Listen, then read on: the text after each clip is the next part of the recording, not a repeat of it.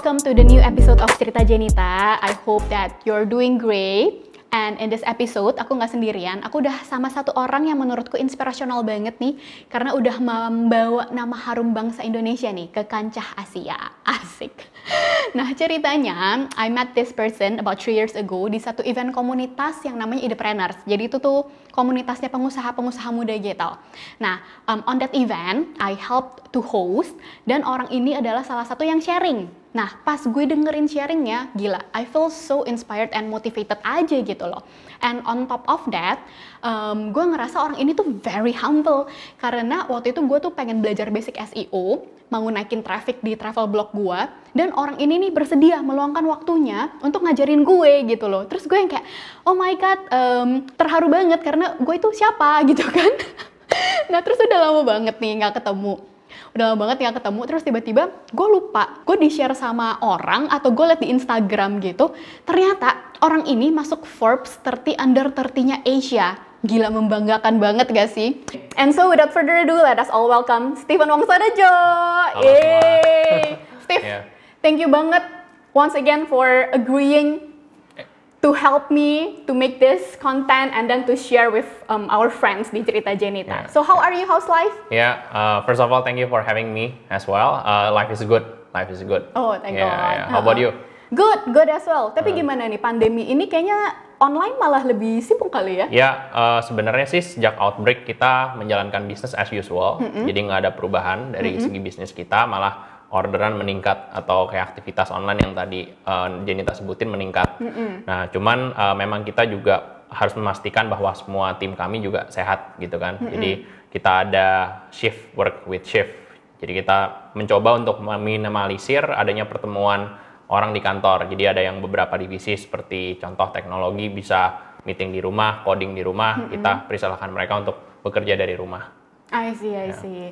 Tapi tentunya malah jadi apa ini udah sesuatu yang biasa karena lu kan online based juga kan, jadi nggak terlalu bingung seperti company-company yang lainnya gitu. Iya betul, mungkin karena kita basisnya memang teknologi, kita juga udah sering namanya meeting pakai Google Hangout atau Zoom dan yang lain, sehingga pas lagi pandemi ini ada di tengah-tengah masyarakat, kita udah terbiasa akan hal itu. Dan terus juga kan tim kita juga nggak di Jakarta aja, ada di Yogyakarta dan di Jawa Timur kita udah ada 3-4 kantor juga, jadi memang banyakan dari kepala divisi ke kepala divisi yang lain biasanya kontakannya juga harus online.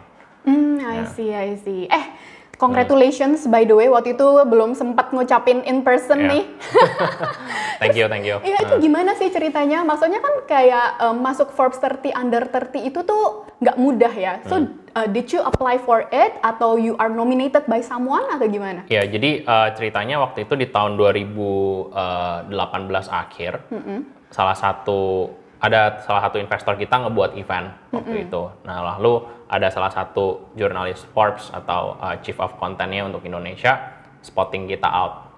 Nah, jadi sebelum masuk ke Asia itu basically kita akan disaring dulu dari Indonesia. Jadi Forbes Under 30 yang Indonesian's batch. Nah, waktu itu mereka encourage kita untuk basically nominate ourselves to be part of Forbes Indonesia, dan nantinya kalau misalkan lewat Indonesia bisa ke Asia. Nah, di situ juga kita dinominasi sama beberapa nama dari beberapa angel investor kita dan juga dari institutional investor yang invest di kita untuk untuk apply basically ke Forbes Indonesia. Nah, di Forbes Indonesia itu tentunya kita ada ada kayak semacam form yang kita isi dan juga ada proses lah, interview, pertanyaan dan yang lain.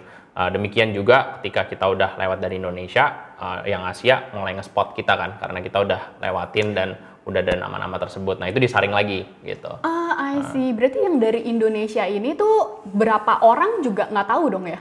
Dari Indonesia kalau misalkan yang apply ke Asia di batch-nya kita, karena dari batch per batch mereka mungkin punya sistem yang sedikit berbeda, karena kan mereka juga iterate programnya juga. Nah, jadi dari yang Indonesia ke Asia itu mungkin yang udah kesaring sih waktu gua apply mungkin sekitar 20-30 orang mungkin yang maju lagi ke Asia, terus mereka cuma pilih belasan aja. Tapi kalau misalnya yang apply banyak ya, kayaknya kalau misalnya lihat dari mungkin puluhan ribu sampai sekitar puluhan ribu tuh ratusan ribu figure, I don't know. Kayak I'm not sure, soalnya gue nggak lihat datanya, cuman tuh yang range yang gue dengar kira-kira segitu. I see. Berarti 20-30 orang itu for all categories dong ya? Ya, betul. Nggak cuma satu kategori doang. Itu kan yang udah menangin dari Indo. Tapi yang apply ke Indo kayak sih ribuan ya. Sedengar gue waktu itu, yang zamannya gue. Dan mereka pilih sekitar 20-30 nama. Nah, kita masuk, terus dari 20-30 nama itu dimajuin lagi ke Asia. Gitu. Dan untuk kepilih sekitar belasan. Maksudnya 11 atau 12 yang akhirnya masuk. Tapi gimana sih mereka pilih qualifications-nya? Maksudnya mereka value company-nya dong pasti. Tapi maksudnya kayak apakah, maksudnya kan Forbes kita selalu identik dengan value kekayaan seseorang gitu. Dan apakah itu termasuk juga? Tentunya pastinya iya. Dari net worth dari company tersebut. Biasanya mereka ngeliat itu dari segi berapa besar investasi yang udah ada dan beberapa angle lainnya. Tapi menurut gue sih kalau Forbes biasanya mereka itu juga ngeliat secara holistik, nggak ngeliat dari kayak kekayaannya aja gitu kan. Mereka juga listed di sana kan orang-orang yang mungkin bisa jadi figur dan contoh bagi society-nya. Sebagai contoh beberapa nama yang masuk kan biasanya let's say billionaires list lah. Mereka juga ngebuat bisnis yang very impactful untuk society juga gitu. Dan jadi dia ngelihat dari sisi angle kita gimana cara kita bisa memberikan impact yang positif terhadap society. Makanya kemarin pas lagi apply itu bukan kayak nulis ditanyain fundingnya berapa, income-nya berapa dan yang lain, tapi mereka nanya nanti 5 tahun ke depan mau apa gitu, apa yang udah kalian perbuat untuk masyarakat kalian dan yang lain. Jadi nggak dilihat dari satu angle itu aja. Mereka nimbang-nimbang dari beberapa aspek untuk jadi satu. Kira-kira gitu. Oke. Jadi kan untuk apply ke Forbes gitu nggak harus di-nominate sama orang ya, kita sendiri bisa apply gitu. Asal misalnya kita memenuhi, ya tinggal buka aja lah ya kayak www.forbes30under30asia, terus just klik apply. Ya, betul. Jadi basically aplikasinya terbuka untuk umum, tapi memang lebih memungkinkan untuk masuk kalau sampai kita di scouting sama mereka. Jadi mereka kayak ada surat rekomendasinya betul. gitu. Mungkin nggak sampai formal itu ya, sampai rekomendasi, tapi seenggaknya kita udah di spot on sama jurnalisnya atau kayak lead of content-nya dari Forbes sendiri, sehingga ketika nanti kita apply, mereka udah put more attention. Nah, tapi kan ini juga nothing comes for free lah, ada things yang kita harus do juga kan, homework dari site kita juga gitu. I see. Nah, terus kan orang mikir nih kayak, kalau masuk Forbes gue berasanya kayak keren banget, terus udah bis kayak gitu. Iya, maksudnya pasti kan kayak yang entrepreneurs di sini kiblatnya kalau bisnis itu pasti beberapa majalah lah, salah satunya Forbes gitu. Nah, menurut lu tuh ada keuntungan lain nggak sih setelah masuk Forbes? Ya, jadi tentunya ya we're feeling honored mungkin menjadi salah satu di antara beberapa anak muda yang berprestasi di Indonesia. Dan on the top of that, pastinya kan ketika Forbes Indonesia itu terpilih dan juga Asia dinominasi, biasanya kita punya ada event kayak Gala Night. Nah, di situ kita ketemu entrepreneur lain. Ya, mungkin Forbes itu the highest value-nya lebih network lah, kira-kira gitu ya. Jadi kita bisa kenal orang yang dari industri lain ngerjain apa, dan akhirnya kita bisa saling bertemu dan berkolaborasi, kira-kira gitu sih. Ya, itu greatest value-nya kalau misalkan gue boleh flashback lah, kira-kira. Tapi Forbes itu tuh one of your dream gak sih? Atau yang kayak ini nih kayak, gue aja gak nyangka gitu? Sebenarnya dari dulu ketika gue juga mulai perusahaan ini, gue nggak pernah ngejar untuk achievement sih, gitu. Gue nggak pernah ngejar namanya gue harus masuk ke list A, list B, list C. Gue cuma fokus ya selesai problems yang ada di tengah-tengah masyarakat, achievement, terus mungkin salary or keuntungan monetary lainnya itu akan datang dengan sendirinya. Gitu. Justru kalau kita terobsesi banget ke sana, malah nanti goalnya beda kan. Kita ngebangun perusahaan untuk masuk, padahal salah. Kita ngebangun perusahaan untuk nge-solve problems dulu. Kalau masuk itu menurut gue ya itu it's part of your luck lah gitu. It's part of your luck, it's part of your rezeki lo lah kira-kira gitu masuk. Jadi kita nggak pernah chase for that, frankly. Wow, berarti I can say it's kayak you are passion driven juga ya? Ya, I mean kalau sekarang kita ngebuat sesuatu terus obsesinya masuk ke Forbes 30 under 30 ya nanti kalau ada problem di tengah jalan, which is akan banyak, ya pasti down. Tapi kalau kita ngerjain sesuatu yang kita benar-benar passionate, mungkin industrinya ketika kita mulai belum seksi atau kayak gimana, dan akhirnya jadi seksi, itu kan ibaratnya kita udah put more effort in kayak one thing until it happens lah. Iya. Oke, tadi kan lu mention, lu melihat adanya kebutuhan di tengah society Indonesia gitu. Nah, dulunya lu tuh sekolah marketing juga kah? Atau you took some other major, terus ditch it karena lu ngeliat ada kebutuhan lain? Ya, jadi basically pertama gue mau clarify dulu bisnis model kita gitu. Jadi memang kita benar mulai dari media, cuman sebenarnya bisnis utama kita adalah social commerce. Commerce. Nah, nanti gue mungkin jelasin sedikit, tapi sekarang ngejawab pertanyaan lu terkait dulu ngambil apa. Major gue itu kombinasi, ada minornya di CIS, jadi gue bisa coding basically, terus economics and public policy lah, di antara tiga itu. Kalau terkait bidangnya masuknya akhirnya ke marketing terus ke social commerce, dalam hidup sih kalau misalkan dari pengalaman gue kayak berbisnis, akhir-akhirnya you learn by doing it. Jadi kayak mungkin basis dasarnya oke secara mindset dan beberapa hard skill yang didapat ketika kuliah gitu ya. Tapi begitu masuk ke tempat kerjaan ya 90% something yang nggak pernah kita lewatin gitu ya. Dulu S1-nya lu di mana? Di Johns Hopkins University, S2 gue di Columbia University. Betul. Oke. Terus kan gue kalau baca artikel, iya katanya orang tua lu tuh sempet disagree with Nusantara Technology gitu. Why? Maksudnya apa nggak inline banget dengan visinya parents dan how you overcome your parents gitu? Pertama kali mau buat, tentunya orang tua pasti bingung kan, bisnis apa gitu kan. Kayak mana customer kok nggak kelihatan, mau buat apa sih lu gitu kan. Terus awal-awal kan kalau ngebuat aplikasi atau bisnis online, identik kita akan investing uang dulu sebelum akhirnya kita dapat return. Berbeda sama konvensional bisnis, kalau buka restoran ya langsung kelihatan customer gimana, BEP-nya gitu per hari kelihatan lebih viable gitu kan. Ya mereka nggak bisa ngedapetin kayak itu apa. Dan waktu itu kan gue baru balik dari S2 ya, mereka berpikir ya lu cowok sendiri di sini ya lu lanjutin perusahaan keluarga lah kayak gitu.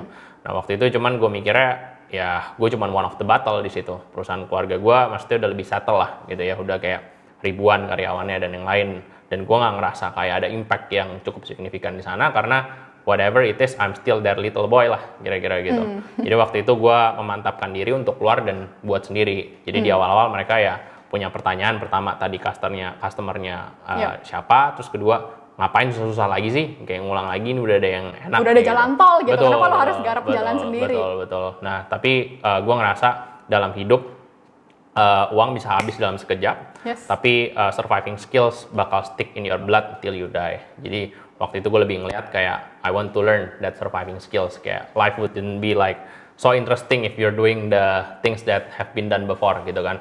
Jadi gue pribadi like to make things happen. Jadi dulu waktu itu gue nekat lah keluar dan buat ini. Wow. Tapi sebelumnya lu sempat kerja di company lain apa langsung ke company bokap? Jadi kalau mayoritas dari bisa dibilang yang benar-benar meaningful dalam hidup gue mungkin di perusahaan orang tua sih, perusahaan family. I see. Even though tetap kayak one of the bottle, tetap ini ya? Iya. Kayak 7 bulan kan itu full time. Jadi kerja tetap ya dari pagi sampai malam, pagi sampai malam. Doing digital marketing juga atau? My parents business lebih baik di retail. I see. Jadi lebih banyak belajar waktu itu tentang organisasi, dan terus kita lagi implementasi standardized operations waktu itu untuk bisnis ISO 9001 2015 waktu itu. Jadi kita ngebuat setiap divisi itu untuk benar-benar rapi lah dalam pembukuan apa yang mereka kerjain dan yang lain untuk menstandarisasi operations ya, sehingga produk yang nanti jadi misalnya kita pergi ke kota, dulu waktu itu banyak terlibat dalam implementasi itu dan cukup banyak belajar. Cuman waktu itu sekitar nggak lama sih, 6-7 bulan akhirnya gue decide untuk kayak step out dan ngebangun ini. Terus sampai kapan akhirnya bokap lu kayak oke, setuju gitu? Terus what did you do to convince your parents? Kadang-kadang susah kan? Ya kalau convince, I think gini, ketika kita memutuskan untuk menjadi entrepreneur, pasti banyak yang obstacles itu tentunya pasti ada. Maksudnya banyak yang skeptis gitu sama kita dari segala hal lah, dari segala hal. Bilang bisnis model yang akan jalan lah, bakal bangkrut lah, ini nggak mungkin lah, apa A B C D E F G H I apa sampai Z lah kayak gitu. bisa jadi dari teman dekat lo, dari parents lo, dari semuanya. Cara kita ngebuktiin yang ngejadiin, udah nggak ada cara lain lagi. Udah kayak dari dulu prinsip gue pokoknya ya mau orang ngomong A kek, mau orang ngomong B kek sampai jungkir balik, bodo amat. Yang penting gue kerjain, gue mau kesana, gue pasti bisa. Ayo kita kerjain bareng-bareng. Susah nggak ya? Semuanya pasti susah. Nggak ada bisnis dan nggak ada permasalahan yang gampang di hidup ini. Kalau kayak gitu ya semuanya jadi gampang, gitu kan. Ya. Nah, jadi kita tekunin. Nah dulu rumusan gue nih selalu ngomong sama semua orang yang baru mulai gitu ya. Kalau passing obstacles, kita kalau ngerjain satu hal bener-bener serius sampai mati lah. 1, 2 tahun, 3 tahun, 4 tahun, 5 tahun, masa nggak ada hasil gitu loh. Kalau kita coba terus, akhirnya kan ketemu celahnya kan. Nggak mungkin kayak kita ngerjain sesuatu dan maksudnya akan jatuh ke lubang yang sama terus. Ya tentunya kita harus cerdik juga untuk ngeliat situasi. Dan itu yang gua percayain. Dan cara convince mereka ya jadiin. Ya mereka mulai ngeliat, oh udah di kantor ya sekarang, terus kantornya nambah banyak, terus kelihatan timnya kok makin banyak gitu. Terus ya mulai kita kena spotlight dari media, mulai masuk sini, masuk sana, dan ya itu yang baru buat mereka tangible gitu kan. Kayak ada temennya nyokap ngelihat waktu itu ya pasti kita masuk ke Forbes itu kan masuk ke majalah gitu. Terus biasa di bank-bank tuh kan majalahnya Forbes. Terus dia difoto, ini anak lu ya. Wow. Ya, jadi kayak nyokap gue baru feeling proud gitu kan, kayak oke, jadi Steven ternyata ngerjain sesuatu gitu. Tapi berarti berapa lama tuh dari you quit your dad's company terus langsung bangun si Ukepo kan pertamanya? Ya, betul. How long sampai lu bisa punya gedung ini? Basically tahun pertama itu leadership crisis lah. Jadi kita baru mulai. Lu cuma sendirian apa ada partner dulu ya? Pertama satu, terus akhirnya along the way gue ketemu 2 lainnya. Oke. Nah, terus habis itu kita ketemu 2 another co-founding kayak core team kita. Jadi kayak top management kita ada 5 lah, kira-kira gitu. Nah, jadi zaman dulu mulai 1 tahun itu susah banget. Tahun kedua juga susah-susah. Karena di tahun 1 tahun kedua itu ya benar-benar kita living in a survival mode lah gitu. Uang nggak ada, nggak punya apa-apa. Ya benar-benar harus ngirit, ya kita tinggal berusaha keras pakai keringat untuk dapetin satu keajaiban buat kita take off kira-kira gitu. Nah jadi di tahun kedua kita udah mulai ngerti lah medan perangnya gimana cara kita harus attack dan bersikap, dan juga what things that we need to be focused on and here and there. Jadi di tahun kedua itu kita baru mulai take off gitu. Nah mungkin baru mulai kita bisa scaling lah ya. Sekarang tim kita udah sekitar 140-an. Wow. Itu mungkin di tahun ketiga, ke tahun keempat. Nah ini sekarang kan di antara 3 dan keempat itu baru mulai yang kita bisa afford rekrut tim member kita dengan credential yang cukup solid, sehingga tim kita bisa kerjanya dan gerakannya bisa lebih cepat. I see. Berarti Ukepo itu tuh 4 tahun ya berarti sekarang, 3 to 4 years ya? Jadi basically media bisnis kita itu udah sekitar 4 tahun sekarang. Tapi yang core bisnisnya yang aplikasi super itu, social commerce itu jadi main produk kita. Sebenarnya sekarang itu udah sekitar 2 tahunan. Oke. Ya. Nah, si Ukepo ini kan setelah emerging gitu, terus kan harus akuisisi. Bukannya harus akuisisi, it's your decision gitu. Mau akuisisi apa enggak. Yeah. Tapi akhirnya lu akuisisi Kepo.me kan. Terus kenapa Kepo.me ya? Waktu itu basically itu kayak the biggest part sebenarnya mencari partner. Jadi gue cocok sama waktu itu CEO-nya. Sekarang jadi co-founder, jadi CPO-nya Nusantara Teknologi, ya? Michael, betul. Jadi lebih ke arah itu waktu itu. Dan waktu itu ya secara financial kita jauh lebih kuat, sehingga kita mikir ya udah kita gabung aja deh. Kan lu bagian technical, gue bagian bisnis. Jadi ada yang ngurusin dapur, ada yang ngurusin produksi, gue yang keluar ayo jualan. Kira-kira the bigger picture-nya gitu waktu itu. Okay. Nah terus setelah itu kita diskusi. Kita ngerasa oke, media bisnis nih marketnya mungkin cuma segini. Kalau kita mau lebih gede lagi gimana nih gitu. Ya, jadi kita loncat untuk nge-tackle consumer teknologi waktu itu. Jadi kita ngebuat aplikasi super ini. Tapi kalau boleh tanya, sekarang kan kalau kita lihat di Instagramnya Ukepo sama Kepo.me itu tuh mirip banget gitu. Apakah emang sengaja kayak gitu sekarang? Ya, jadi setelah kita jalanin, memang Kipo itu sebenarnya lebih besar daripada Ukepo kalau boleh sharing. Nah jadi Ukepo itu fokusnya lebih kontennya ke female, millennials. Kalau Kipo itu lebih untuk media millennials atau kontennya biasa lebih broad kira-kira gitu. Sehingga waktu itu kita ambil decision karena memang timnya Kipo lebih gede, kita lebih fokusin energi kita ke Kipo. Nah, sehingga ya tentunya ada beberapa konten yang akhirnya kita alirin ya di mirror, betul. Oke. Nah, terus berarti sekarang lebih, can I say, semua tim work on Kipo dan tinggal di mirrorin aja? Ya bisa dibilang begitu, tapi di tim UKPO-nya ada beberapa konten yang otentik ya. Iya, ada yang beda sih, memang ada beda sedikit. Betul. Tapi memang mayoritas kita resupplying the konten lah dari Kipo ke UKPO. Tapi tetap ada marketnya masing-masing juga ya? Ada. UKPO biasa lebih ke cewek sih. Gitu. Nah, terus other than two, kalau kalian lihat nih, Nusantara Teknologi ada yang lain. Ada super app ya? Sama viral. Ya, jadi Playing Viral itu basically kita rebrand jadi Super. Jadi Super itu adalah Playing Viral. Itu cuma ada 3. Iya, betul. Cuman ada 3. Ya. Berarti yang super app itu kan yang sembako ya? Aplikasi Super, ya betul, sembako.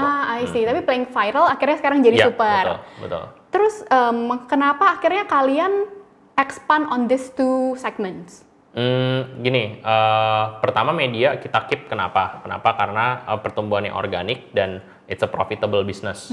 Jadi buat startup, buat profit itu susah banget lah, dan kita bisa profit itu suatu achievement. Nah, kenapa kita mau akhirnya buat aplikasi Super ini? Karena total addressable marketnya itu jauh lebih gede dibanding advertising atau media sendiri. Media itu total addressable marketnya untuk digital mungkin sekitar 1 billion.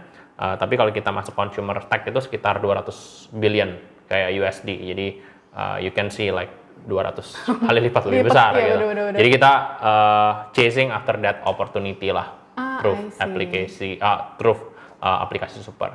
Oke. Tapi mungkin banyak yang belum tahu juga nih, kayak Playing Viral tuh based on consumer advertising survey, itu gimana sih cara kerjanya? Ya, jadi basically dulu Super pas lagi zaman kita masih Playing Viral. Jadi Playing Viral tuh Super. Sekarang pertama itu kita rubah karena penamaannya terlalu Inggris sehingga marketnya nggak bisa nyerap. Karena ide ini waktu itu lahir pas lagi kita masuk ke Y Combinator. Jadi lahirnya di Silicon Valley, dan itu kan adalah sesuatu basis yang dasar banget gitu untuk kayak kita sebut playing and viral only. Nah, terus habis itu kita ngerasa ada kebutuhan di antara SME ini untuk membutuhkan suatu aplikasi atau kayak SaaS bisa dibilang untuk ngejual produknya. Nah, tapi kita ngeliat opportunity lebih gede lagi. Kalau ini sekarang dia jual produknya aja, kalau kita bisa provide dan akhirnya bisa bertransaksi di sini, ngapain kita nggak buat the whole ekosistem aja sekalian gitu. Nah, akhirnya waktu itu kita step up, oke, kita masuk ke sembako deh kayak gitu, untuk yang kita bisa supply ke orang-orang ini yang sebenarnya kita udah punya network dan reseller tersebut sebelumnya. Iya, terus kan kalau baca-baca kalian supply si Super ini ke beberapa airlines juga ya, kayak Garuda Indonesia dan Singapore Airlines. Itu what do you do with them? Nah, jadi kita nggak ada supply mereka apa-apa. Basically Garuda Indonesia sama Singapore Airlines itu pernah iklan di Kipo di medianya kita. Jadi nggak ada hubungannya sama Super at all. Oh gitu. Kira-kira gitu. Yeah. Soalnya beberapa artikel tuh kayaknya jadi apa ya? Ya jadi mikirnya kayak you do something for them gitu loh. Mungkin ya biasa normal lah kan, kalau misalnya ada pemberitaan atau kayak ada interview, kadang-kadang mungkin ada sedikit miss dari apa yang kita sampein. Dan cuman kita juga menghargai jurnalis yang interview kita kan. Jadi ya udah, maksudnya kayak kalau udah keluar kayak gitu biasanya susah juga untuk kita ganti. Nanti kita gantinya ketika misalkan ada interview selanjutnya, kita lurusin lagi. Normal kan biasanya ada kayak misperception lah dari jurnalis gitu. Which is kita respect dan kita ngerti, kita juga di industrinya, jadinya biasanya kita juga nggak enak untuk kayak nih tolong diganti atau kayak gimana dong. Ya udahlah, biasa kalau yang kayak minor gitu kayak we'll let it go, nanti kita sambil berjalannya waktu kita betulin lagi gitu. I see. Oh ya, tarik balik deh. Lu kan tadi bilang awal-awal ngomong ada yang di Jogja juga, UKPO dan kepo.me gitu. Terus ada di Surabaya juga. How you manage them gitu? Apakah di sana udah ada your partner yang handle mereka, atau you have to travel back and fro gitu? Tentunya pasti ada travel schedule untuk kayak monitor, cuman make sure things goes right.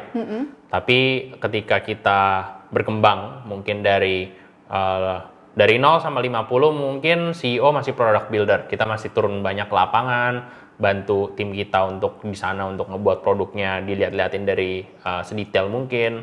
Ketika dari 50 ke 100 ke lebih, fungsi CEO itu udah berubah. jadi organizations builder gitu, atau jadi company builder. Kita udah mulai ngebangun culture timnya, pastiin bisa rekrut lead yang kuat, yang punya visi, yang bisa ngikutin visi kita juga, sehingga adanya orang-orang yang bisa kita percaya dari kota-kota ini bisa ngebuat bisnis kita jalan atau bisa berkembang. Nah, jadi nggak mungkin dong gue kayak setiap hari muter-muter gitu kan, waktu gue juga habis, malah gue juga nggak bisa mikirin problems yang lebih global, yang lebih besar, sehingga perusahaannya nggak bisa maju kalau kayak begitu.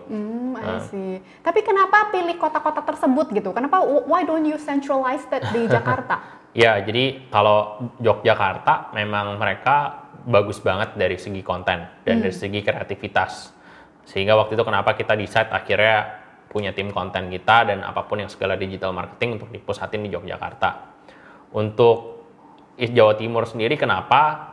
Sebenarnya kita mulai aplikasi Super itu karena kita mau tacklingnya di rural area atau di second tier, third tier city. Sehingga kita nggak mau terjadi aplikasinya tersebut memiliki revenue di Jakarta.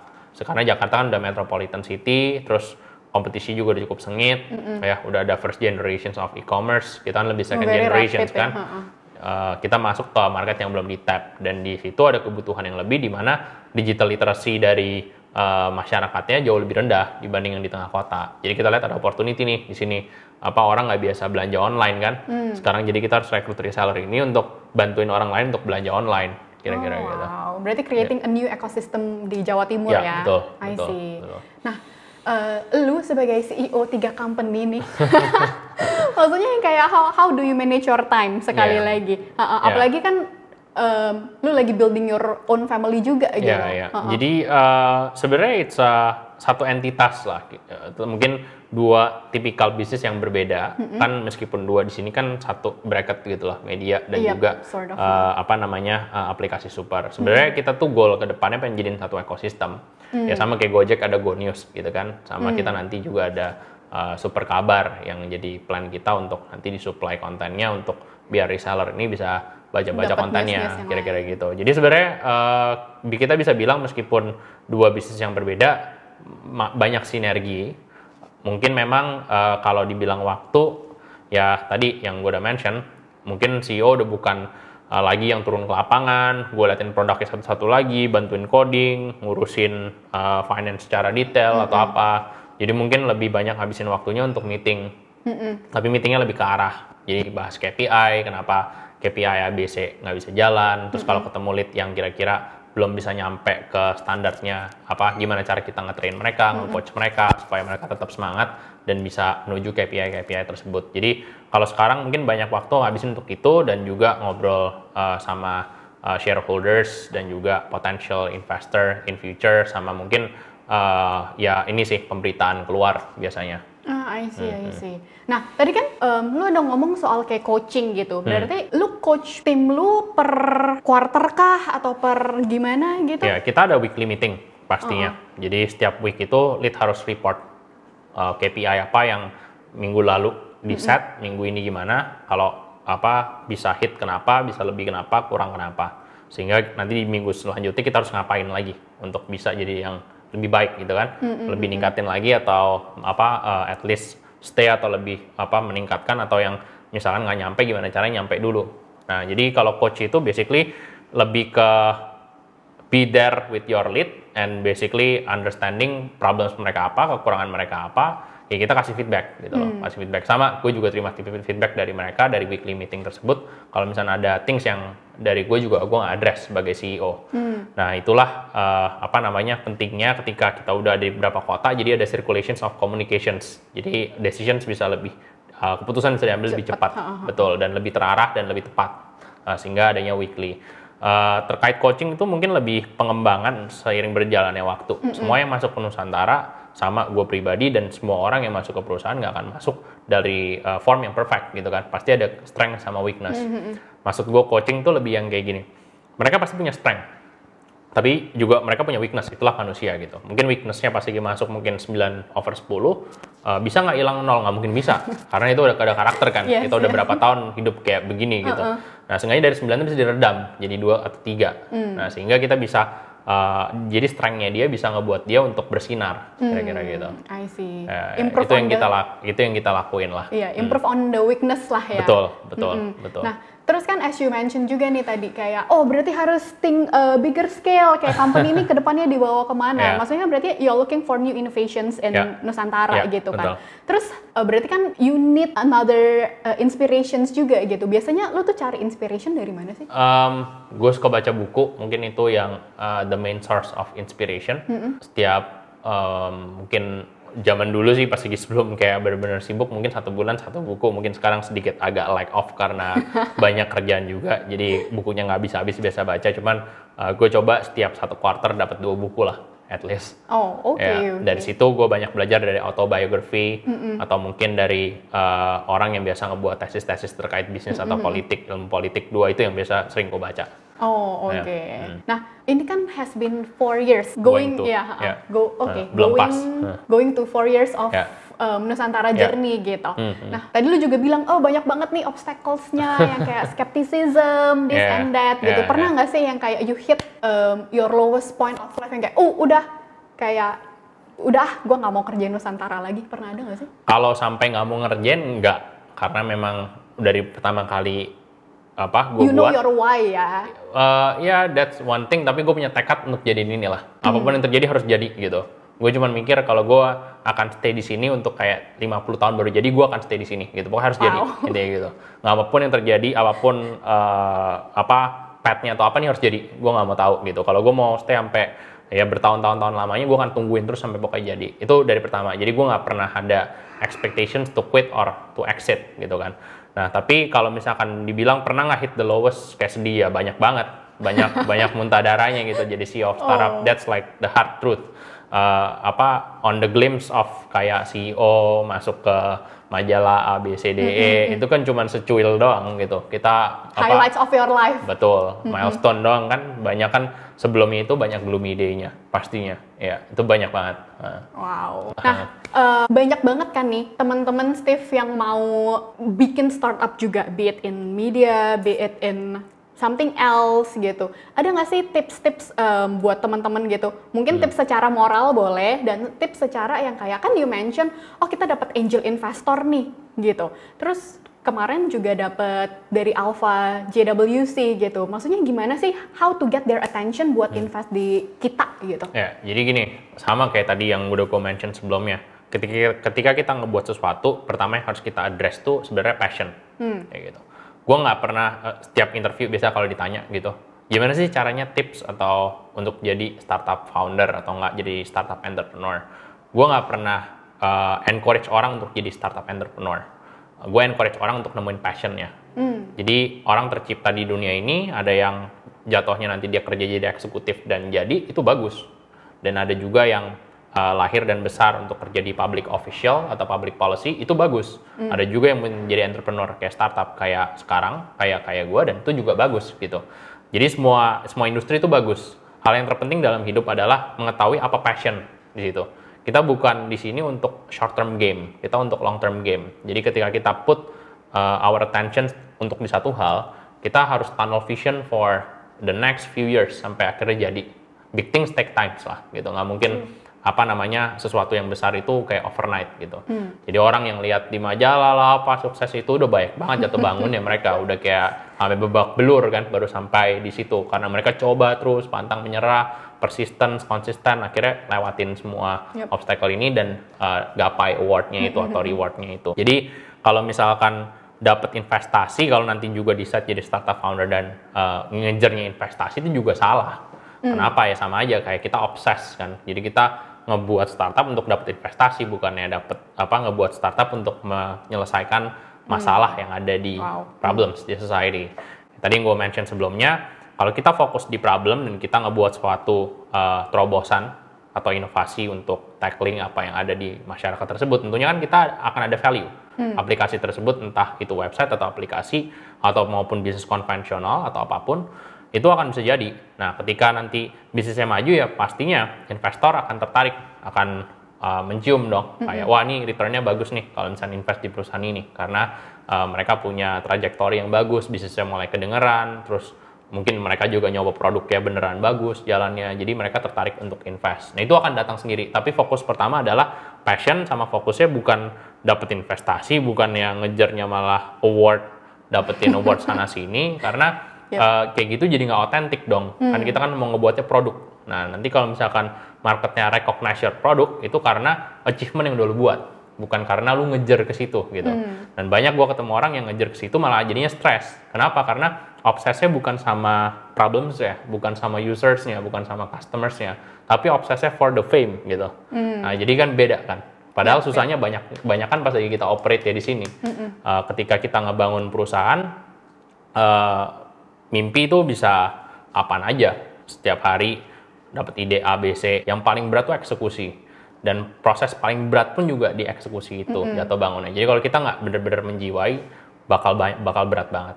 I see. Pokoknya ini ya, yang gue tangkap adalah solve the problem gitu. Find the problem and solve it. Yeah. Everything will takes their places lah di journey of life-nya kita gitu. Betul. Nah, betul. terus what's next, Steve? Maksudnya kayak udah masuk di beberapa majalah gitu. Terus kayak, oh ini udah terbentuk. Maksudnya lu mau istirahat sejenak kah? Apa wah nggak bisa tancap gaspol gitu? Gue selalu tancap gas sih. Karena ya masih muda juga, mau ngapain, masa kita liburan lagi muda atau apa gitu. Jadi selagi di umur 20-an ke 30-an, mungkin ke 40-an, mungkin secara fisik kan kita masih energinya masih prime. Jadi mau tidur jam 2 kayak mau tidur jam 3, bangun jam 6 juga ayo, kayak kerja ayo gitu. Jadi gue nggak mau missing this kind of kayak time frame, dan gue mencoba untuk seproduktif mungkin sehingga bisa nyiptain sesuatu yang cukup impactful buat society. What's next? I think we're gonna keep building it until mungkin goal kita becoming one of the most meaningful technology company lah untuk Indonesia, yang akhirnya bisa dilihat dari kancah global juga. Wow. Tapi misalnya kalau teman-teman di sini dengerin kayak podcast ini atau YouTube ini gitu, terus yang kayak, oh gue mau cari mentor gitu. Do you open? Asik. Kayak maksudnya kayak for mentorship, kayak sekaligus misalnya kayak, oh give back, bukannya give back juga sih. Ya maksudnya kayak, as you said, you want to impact people as well gitu kan. Maksudnya do you open to that kind of request gitu? Pastinya kalau misalkan ada yang biasanya beberapa ada yang DM Instagram atau via LinkedIn, kadang-kadang minta waktunya untuk feedback atau kayak teman deket dan yang lain, gue selalu terbuka kok untuk itu. Dan apalagi yang biasanya kalau journey-nya sama ya, entrepreneur gitu, jadi gue bisa lebih relate kan, karena biasanya kalau misalnya yang baru early stage di tahun-tahun pertama ya, I've been there, I've been through all of those sorrow kan, jadi gue bisa ngasih moral support, and some of them sekarang udah growing juga, yang waktunya dulu pertama ketemu masih bingung arahnya kemana, and I'm happy to become part of their journey juga gitu. Wow, great. Stephen, thank you so much for sharing with me. Sama-sama. Nah, kita ada kayaknya 5 menit terakhir nih, gue mau play some games with you. Boleh. Jadi kalau di 2 episode sebelumnya gue main This or That, sekarang kita akan main random what if question. Oke. Iya. Jadi udah ada di meja. Aduh, berisik banget tuh kayaknya. Udah ada di meja. Gue nggak punya toples, jadi gue pakai piring ini. Ini udah ada 8 questions. So pick 5. Pick 5. Random ya? Random. Satu-satu aja tapi. Satu buka. Satu buka, jawab, baca. Salah, satu buka, baca, jawab. Nomor 5. Nomor 5. What if you could only eat one food for the rest of your life? What food would you choose and why? Gue paling suka mie ayam sebenarnya. Why? Karena memang dari kecil gue nggak pernah bosan makan mie ayam. Jadi kalau makan tiap hari mie ayam pun gue akan jabanin. Wow, mie ayam buat CEO Nusantara, lumayan nih. Open for endorsement? Boleh. Nomor 1 ya? Nomor 1 ya.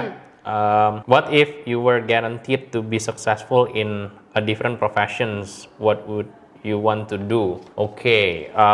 Mungkin kalau gue lebih bakal choose, kalau misalnya gue nggak di sini, either jadi lawyer atau enggak mungkin something to do with public official atau public policy. Jadi gue ngeliatnya mungkin kalau kerja di ranah itu, gue bisa make a very very impactful things for society, karena kan ya tentunya kalau public official Enggak lah, mungkin kayak something to do buat negara kita sendiri dari dalam. Gue lebih tendensinya lebih suka kayak economy policy. I see. Who's your favorite lawyer then? I don't have things in mind, but kalau misalnya favorite public official yang sekarang ngejabat mungkin dua nama, satu Ibu Marielka Pangestu, satu Ibu Sri Mulyani.